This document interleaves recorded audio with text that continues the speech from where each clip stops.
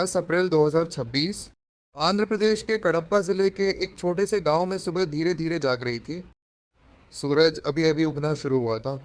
गांव के लोग अपने दिन की शुरुआत कर रहे थे, लेकिन उसी गांव के एक घर के अंदर कुछ ही पलों में एक ऐसी त्रासदी होने वाली थी जो पूरे इलाके को हिलाकर रख देगी।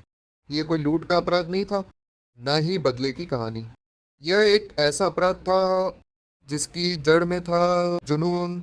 पीड़िता सिर्फ 16 साल की एक छात्रा थी।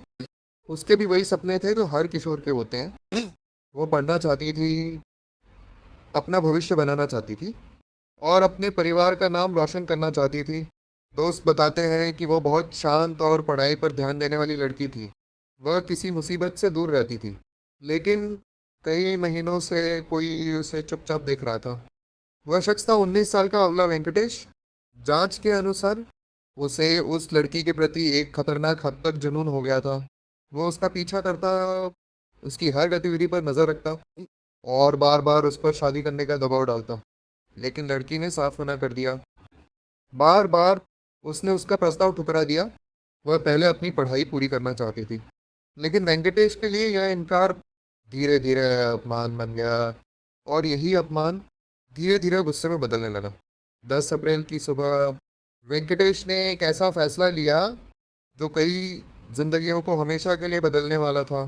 वह सीधे लड़की के घर पहुंच गया। उस वक्त वह घर पर अकेली थी। पड़ोसियों ने बाद में बताया कि घर के अंदर तेज आवाजें सुनाई दे रही थीं।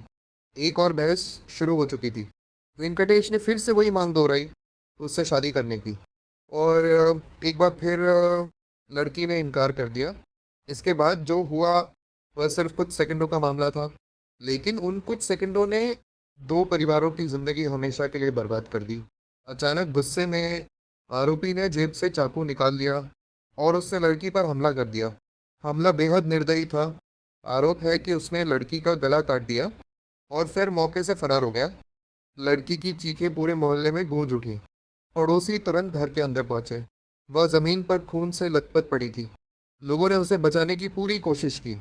उसे तुरंत अस्पताल ले जाया गया, लेकिन चोटें इतनी गंभीर थी कि डॉक्टर उसे बचा नहीं सके। भारी खून बहने की वजह से उस मासूम लड़की की मौत हो गई। उस सुबह उसके सारे सपने भी खत्म हो गए। पुलिस ने तुरंत आरोपी की तलाश शुरू कर दी। कुछ ही घंटों के अंदर पुलिस ने वेंकटेश को पकड़ लिया। उसकी गिरफ्तारी के बाद गवाहों से पूछताछ शुरू हुई और सबूत जुटाए जाने लगे। ये मामला पूरे इलाके में सनसनी बन गया। इस निर्मम हत्या के बाद स्थानीय लोगों में भारी गुस्सा था।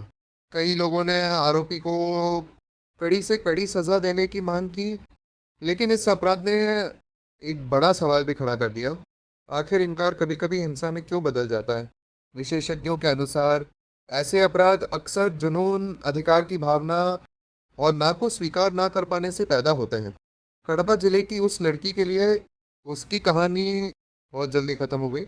सपनों से भरी एक जिंदगी एक ऐसे इंसान ने छीन ली जो ये मानने को तैयार नहीं था कि ना भी एक जवाब होता है। और वह शांत सा गांव अब एक ऐसी त्रासदी की याद के साथ जी रहा है जिसे वह कभी नहीं भूल पाएगा। क्योंकि कभी कभी सबसे खतरनाक शब्द धमकी नहीं होते, बल्कि सिर्फ एक ना होती है।